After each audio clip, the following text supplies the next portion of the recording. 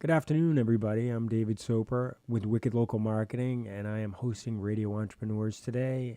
I am at the Plymouth Exchange here in downtown Plymouth, and I am with Regina-Silvia of the Whale and Dolphin Yes. Conservation.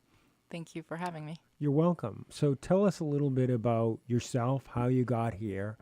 So I was the kid who always took the Jacques Cousteau books out of the library, and Okay. I was fascinated with whales my whole life. I got a degree in biology and then did an internship, and I recommend anybody interested in a field to do an internship to learn more about it. And then I never left. Oh, wow. And I started with the International Wildlife Coalition, which is a group that was based in Falmouth, and then it's 11 years ago now, the Whale and Dolphin Conservation opened up the North American office, and so I run their office here now. All right. So tell us a little bit about what you guys do, your goals, and how you interact with other groups in across the country and across the world. It sounds like you're a global organization. So we are a global organization, and our main office is in the UK, but we work globally. But the great thing about having the office here in Plymouth is that we can work nationally as well as regionally and locally. So we have a variety of programs that I think we're hopefully touching on all aspects of outreach and education as well as research and conservation. And so we have this amazing reach that I'm very thankful for.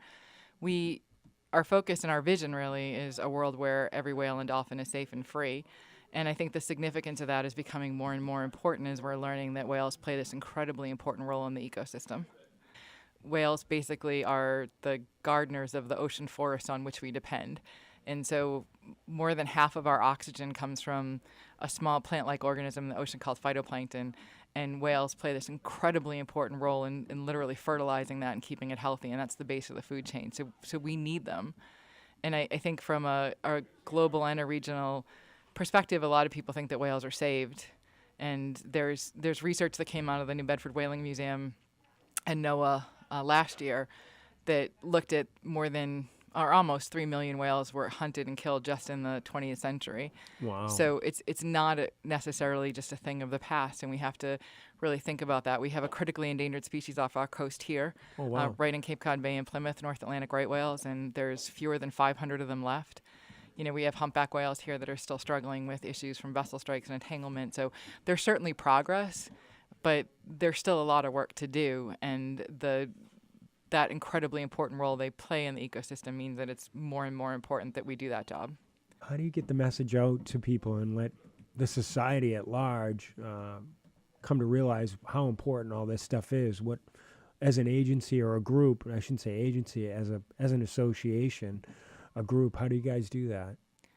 I think we do it in a variety of ways, and you giving me the opportunity here to talk about it is certainly one way. And so we're trying to hit a lot of different targets. We provided some support for a Chilean resolution at the International Whaling Commission to bring it to a global platform. We run a naturalist workshop, so we try and get it out to the whale watch communities. We talk to people locally where we can. We do school programs. We have a Skype in the classroom program. So Oh, cool. we try really hard to get that message out in any number of ways that we can. Tell us how you guys are funded and what's your main source of funding today? So we're primarily funded in the U.S. office by a program we have called the Whale Adoption Program, where you can sponsor one of 9 individually identified humpbacks that we know about. And so we can tell you if they had a calf or who they were seen with or what they were doing. So we can give you updates. And that's the primary source of our funding. We also have a number of foundations that support us, including the Jessica Ricos Foundation in Connecticut. Patagonia has been an amazing support for us for our right whale program. So we do have that, and we have some corporate sponsorship as well. But really it's individual donors and individuals who want to make a difference. And I think that there's lots of ways to do that. And one is to support a conservation group. You can write to your senator. You can, use your voice in a lot of different ways and use your pocketbook, and that really does help.